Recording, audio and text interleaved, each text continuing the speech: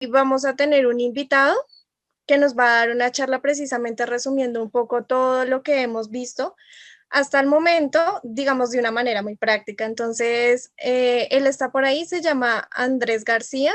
Andrés es profesional en negocios internacionales y lenguas modernas de la Universidad EAN. Actualmente él vive en Turquía, o sea, a esta hora en Turquía son como las 2 de la mañana, pero pues él está muy emocionado acá dictándonos esa charla. En Turquía trabaja como director de Mercadeo y Comercio Internacional y paralelamente es fundador de la empresa Localization Nomads, que es un estudio global que ofrece servicios de localización en la industria de los videojuegos. Digamos que un poco a lo personal es amante del emprendimiento sostenible, es viajero, hasta el momento conoce 16 países, es multicultural, extremadamente curioso, le gusta meditar, leer, cocinar. ¿Listo? Entonces, ese es el perfil de él hasta el momento.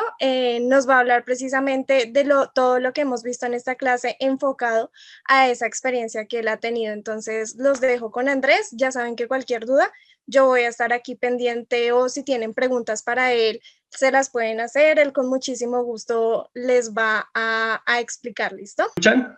Sí. Sí, señor. ¿Está bien? Vale. Muchísimas gracias por la introducción, Lore. Efectivamente estoy aquí, son las 3 de la mañana.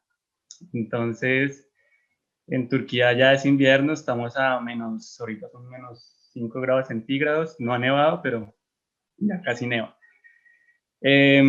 Lorena me invitó a su última sesión para hablarles un poco de mi experiencia internacional enfocada al tema de procesos empresariales. Y bueno, me gustaría verlos a todos. No sé si pueden activar por un momento la cámara para verles pues la cara, no sé. Ahorita con el tema de la pandemia todos estamos un poco virtualizados y para mí es muy importante el toque humano a veces. Mucho gusto a todos. Me imagino que están en diferentes partes de Colombia, ¿no? Sí, así es fácil. Ok. Vale. Entonces, bueno, Lorena ya me presentó. En resumidas cuentas, yo empecé este tema de los viajes. Ya llevo en Turquía 1 año y medio. De hecho, empecé como intercambio. Terminé mi carrera en Colombia y apliqué a un portal de empleo internacional y la empresa se contactó conmigo porque estaban buscando una persona que hablara inglés y portugués con el objetivo de abrir mercado en Latinoamérica. Yo vengo a hablarles aquí un poco de la importancia de los procesos empresariales, los procesos administrativos en contextos internacionales.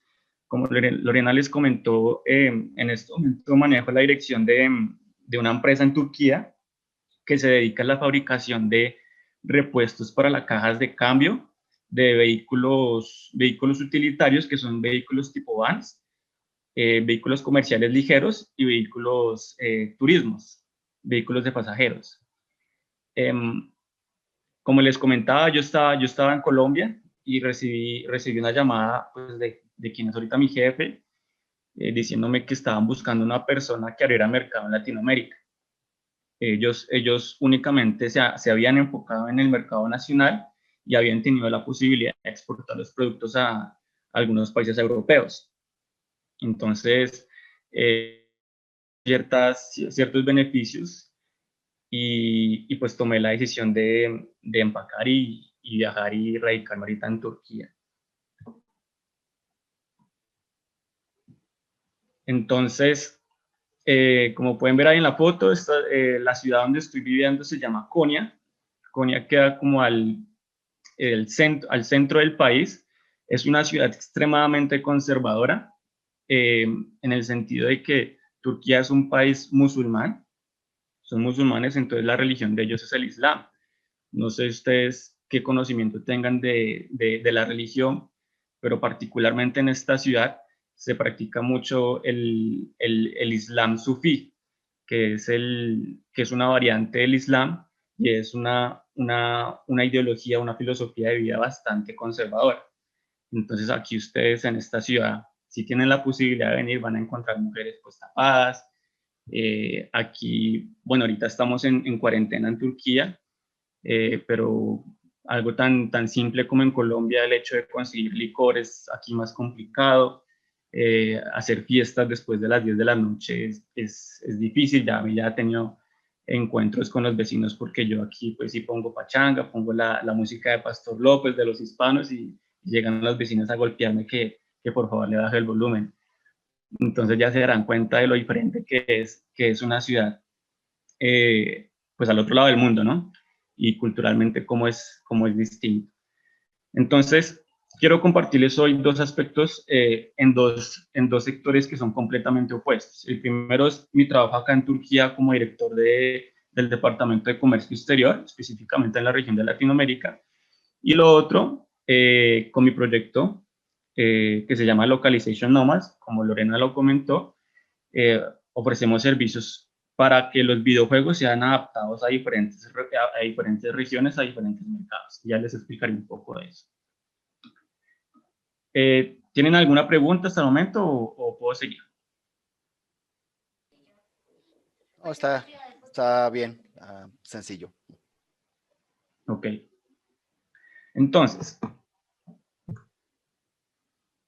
puntualmente en la empresa aquí en Turquía, digamos que yo llegué y me encontré con una empresa mediana que tenemos en este momento alrededor de 150 empleados trabajando en producción, y no me di cuenta que la empresa pues tenía el objetivo de llegar al mercado latinoamericano, pero no tenía ningún tipo de estrategia o de actividad puntual para hacerlo.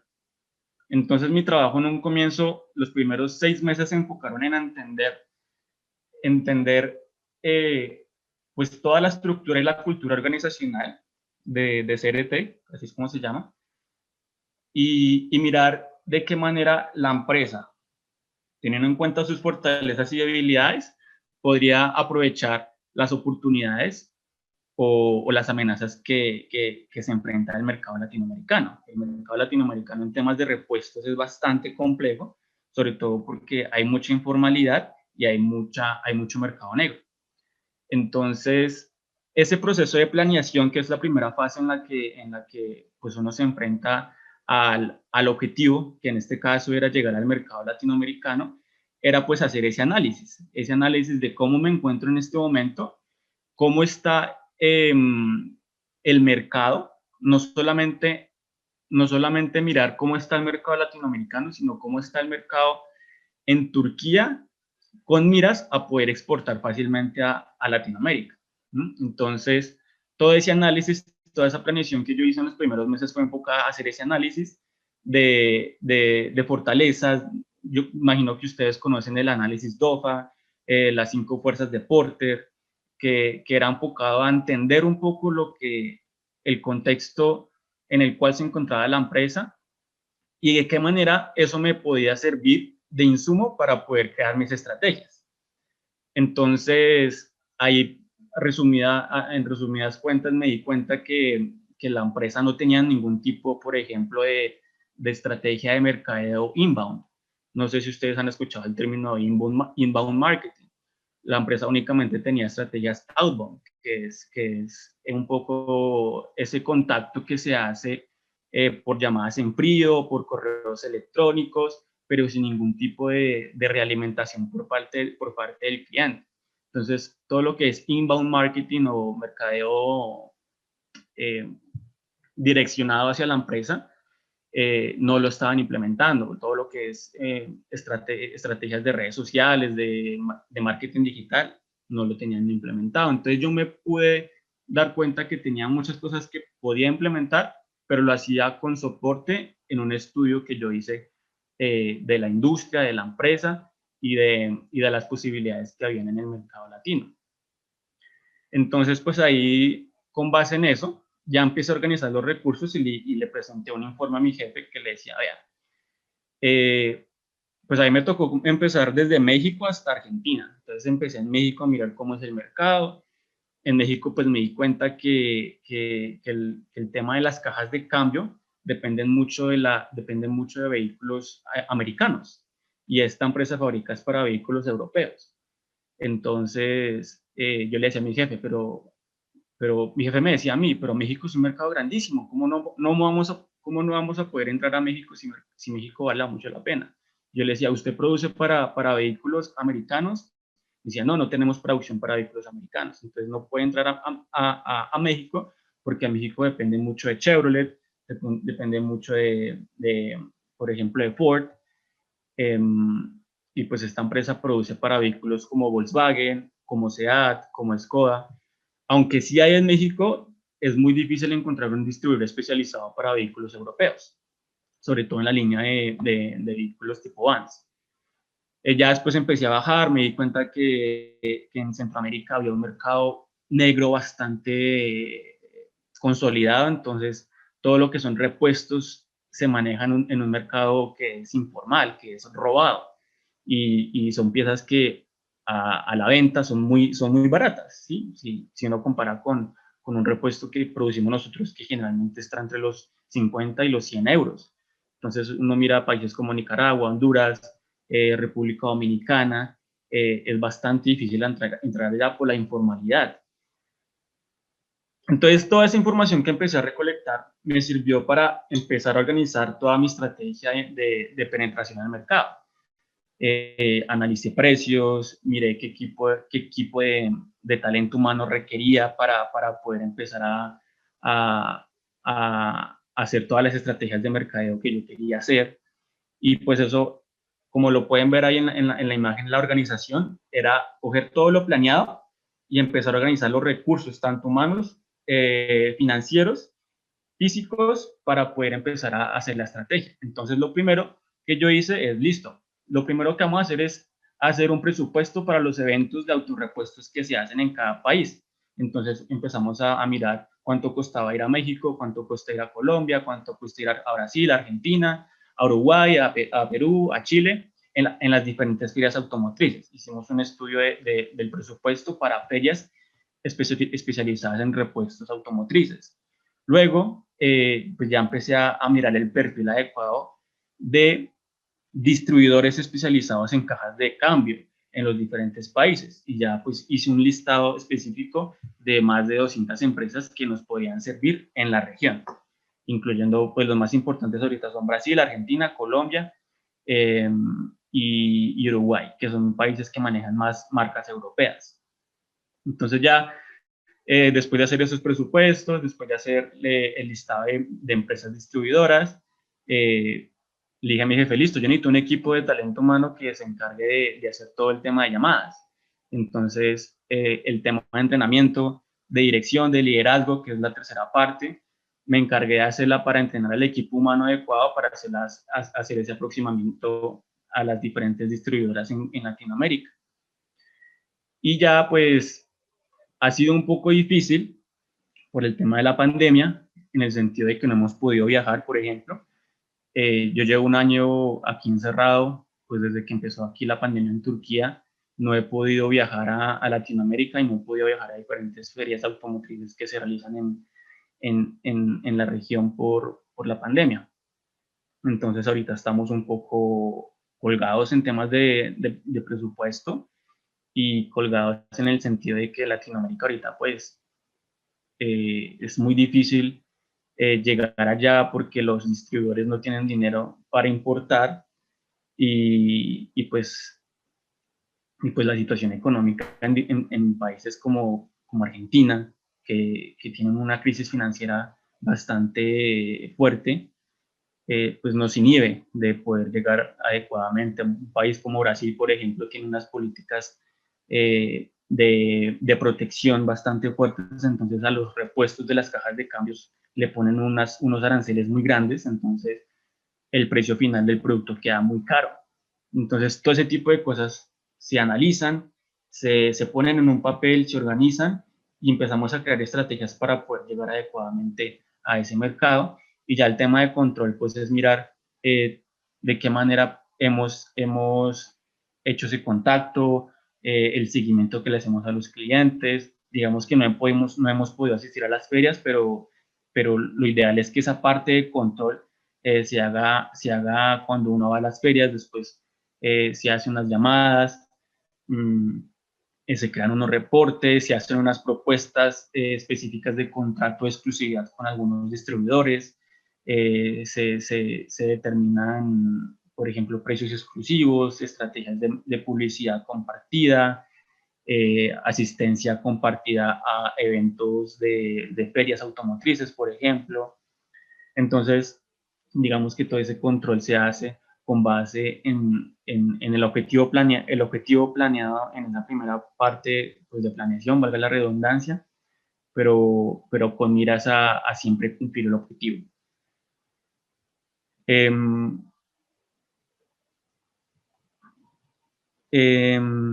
No sé si tengan alguna pregunta de la experiencia acá en Turquía. Antes de pasar a la siguiente, es que no puedo ver los comentarios. Yo tengo una. Sí, dime. En lo referente al personal, al talento humano, pues sí, entiendo que es como un tema de call center, ¿sí? En lo referente a ese personal, ¿hubo prioridades con el personal con mano de obra latina? No, Sí, no sé. en este momento no se ha contratado mano de obra latina, es lo ideal, pero no lo hemos hecho por la pandemia. Pero lo ideal es que haya una persona enfocada a organizar y mantener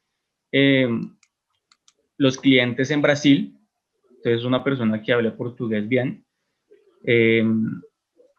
Una persona, pues otra persona latina que maneje los demás países del continente.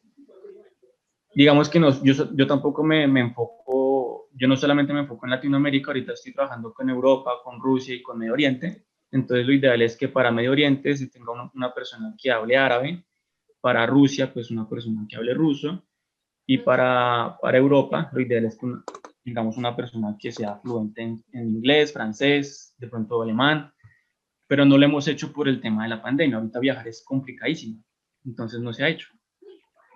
Ah, bueno, muchas gracias. Esa era mi pregunta. Vale.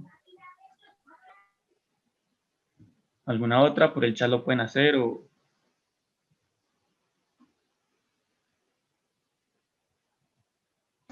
Yo tengo una pregunta. Para el establecimiento de las estrategias, ¿se pensó mucho en la multiculturalidad del futuro cliente o se hizo más bien una estrategia universal? Sí, en el tema de planeación, la cultura,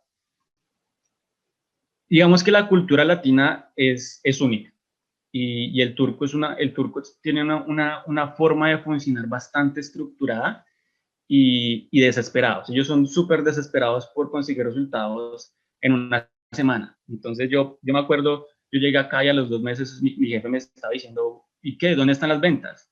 Y yo le decía, hey, póngale freno, porque es que esto tiene un proceso, ¿sí? Usted tiene que entender que negociar con latinos es regatear, por ejemplo.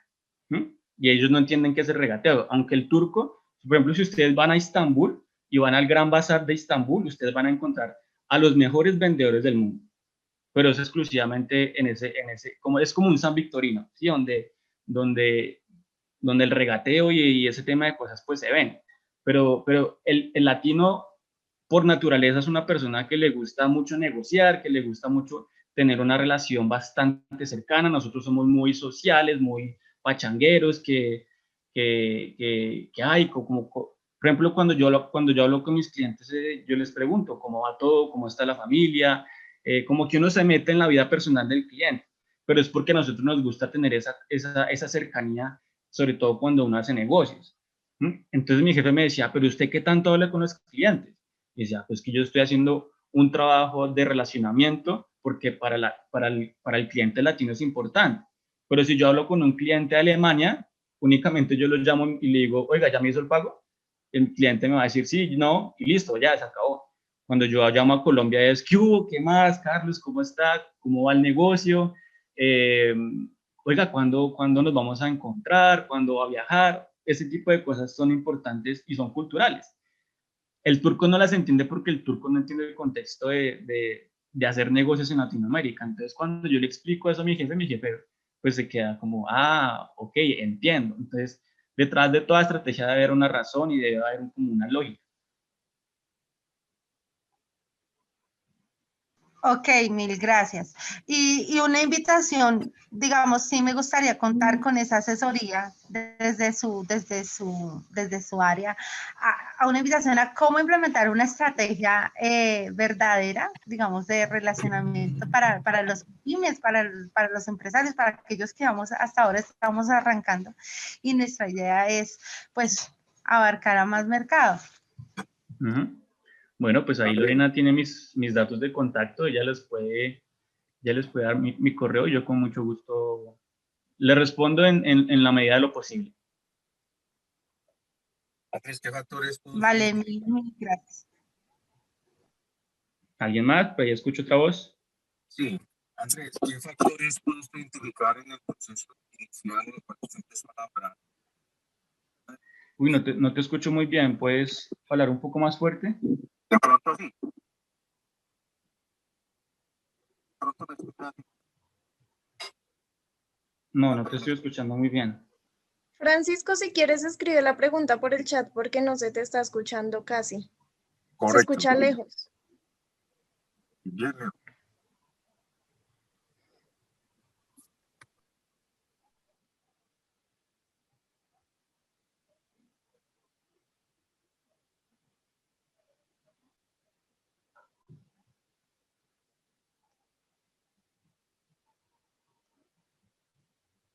¿Alguien más? Mientras nuestro compañero escribe la pregunta, pueden preguntar un poco pues de mi experiencia, de la vida en Turquía, de, no sé, cualquier cosa que se les ocurra.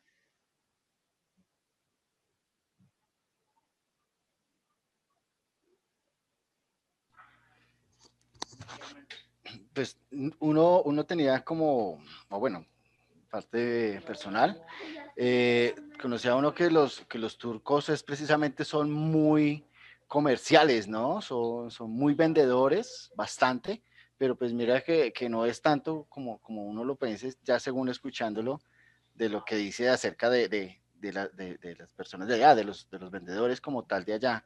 Porque uno hace que aquí para Colombia, sí, es un mercado turco, entonces ellos son muy vendedores, muy comerciales.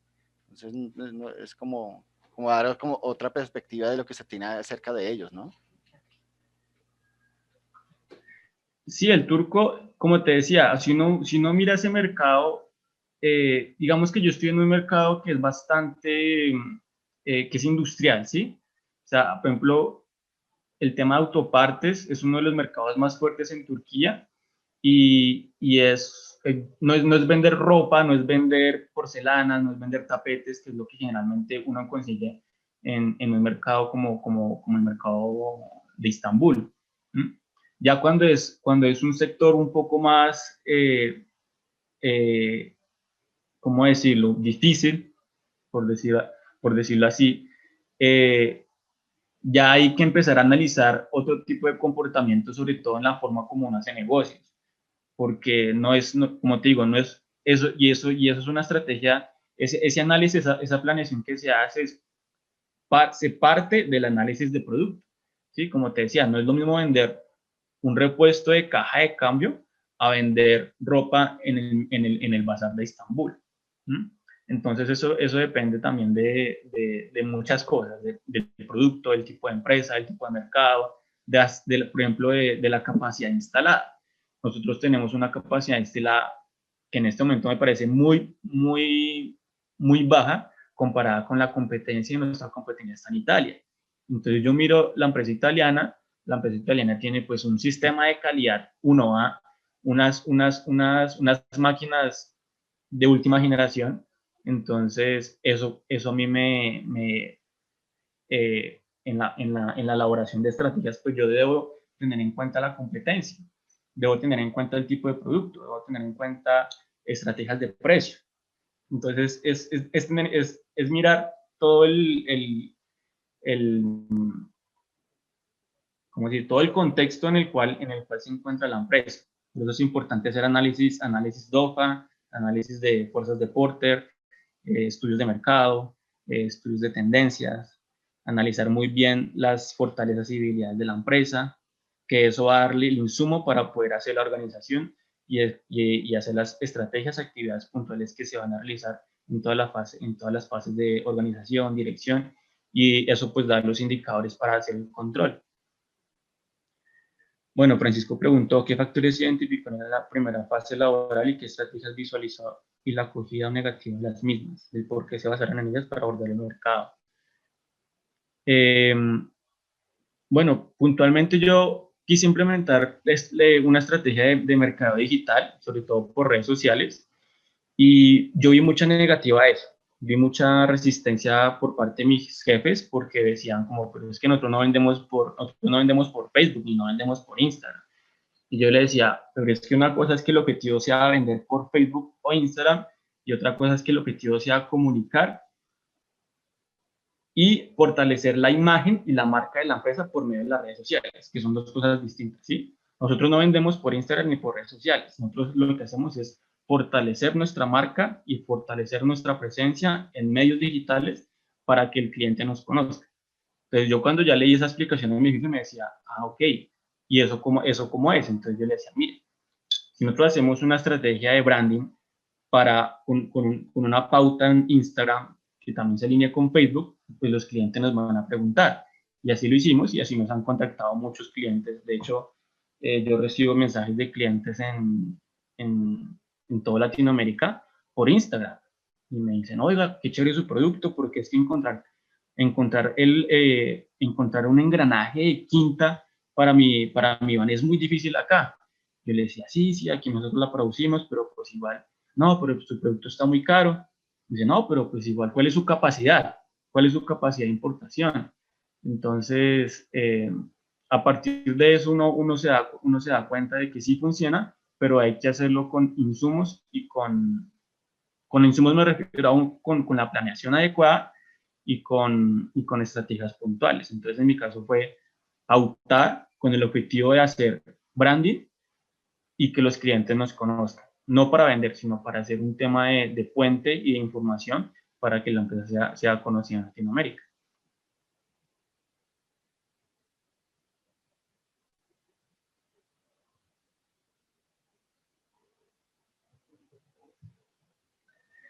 Bueno, yo voy a seguir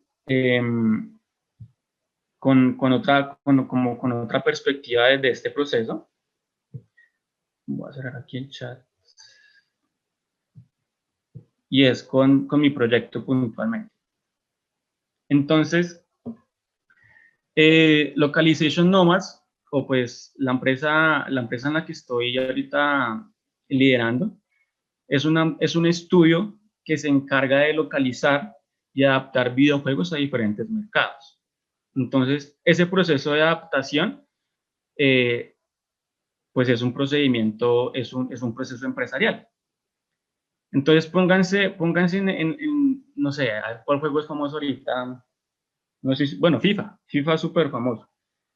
Entonces, ustedes miran un juego como FIFA y ustedes van a ver que las voces están adaptadas para español Latinoamérica, todo pues lo que es la interfaz de usuario está localizada en español, hay elementos culturales propios en diferentes mercados, todo eso que uno percibe como usuario final es lo que se llama localización, que es adaptar un producto a un local específico. Entonces, ese proceso de planeación arranca o preproducción, nosotros le llamamos preproducción, que es, en otras palabras, planeación es una reunión inicial con el cliente, en la cual entendemos el videojuego y empezamos a mirar, bueno, usted tiene este videojuego, usted lo quiere localizar en cuáles mercados. Entonces el cliente nos puede decir, vea, yo tengo este videojuego en inglés, por ejemplo, a ver, hace poco nos contactó un desarrollador en Rusia y quería localizar el videojuego para francés, para alemán y para español Latinoamérica. y decía, listo, entonces uno empieza a mirar por qué él escoge esos mercados.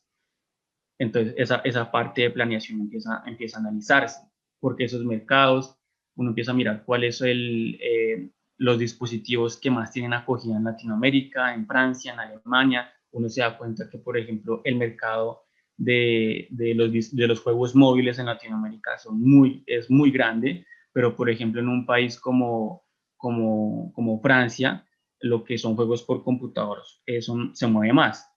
Entonces, ahí uno empieza a analizar, vea, usted no tiene que localizar el videojuego completo en Alemania para videojuegos, sino enfóquese primero en dispositivos como el computador, porque en el computador usted va a tener más retorno a la inversión. También hacemos procesos de culturalización, que es entender la dinámica del juego. Entonces, culturalización significa entender esos elementos propios que pueden ser sensitivos o ofensivos en otras culturas.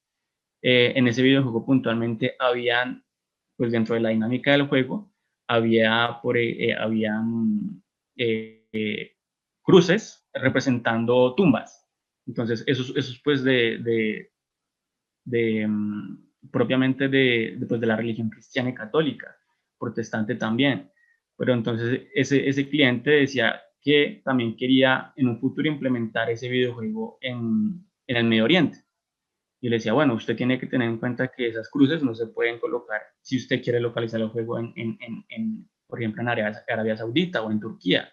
Aquí las cruces pues no tienen ese significado de que es una tumba o es un cementerio. Los mapas. Ese videojuego tenía, no sé si ustedes han escuchado ahorita un conflicto que hay entre Armenia y Azerbaiyán, que es un tema de mapas. Entonces ese videojuego tenía el mapa, incluía esa región que está ahorita en guerra, la incluía como parte de Armenia. No me alcanzó por favor. Entonces, ese tipo de cosas pues hacen parte de la planeación de un videojuego cuando se quiere adaptar a diferentes mercados. Ya en producción o en organización, en otras palabras, es el inicio del proyecto y es empezar a mirar los recursos que se requieren para la localización. Esos recursos pues van a implicar traductores y van a incluir revisores, van a incluir testers, que son los que van a testear que el videojuego esté efectivamente localizado y no tenga ningún tipo de error gramatical, lingüístico, funcional, de audio o de subtitulado en todo lo que es la interfaz de usuario. También hay una parte de mirar publicidad. Entonces, si el videojuego se va a lanzar a Latinoamérica, cuál va a ser la publicidad específica para la región. Entonces, ahí se contratan a unos diseñadores para diseñar o para maquetar publicidad específica para Colombia, para Brasil, para México. Y pues esos son los recursos. En dirección, pues todo lo que tiene que ver con entrenamiento. Entonces se entrenan a los traductores para localizar videojuegos. Un videojuego es un producto completamente creativo, sensitivo, es dinámico, implica mucha interacción. Entonces, cuando las personas encuentran elementos ofensivos o elementos que no están propiamente traducidos, eso tiene mucho impacto en el éxito del videojuego y por ende en cómo es percibida la firma desarrolladora en los diferentes mercados. Por ejemplo, FIFA tuvo un problema muy grande en Turquía porque ellos tuvieron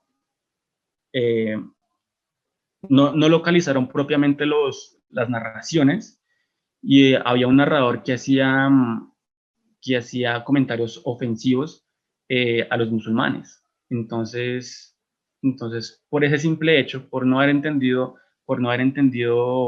que ese comentario puede ser ofensivo en Turquía, pues el videojuego aquí se prohibió y eso como resultado, pues tiene unas implicaciones negativas, sobre todo en la inversión que se hace porque localizar no es barato.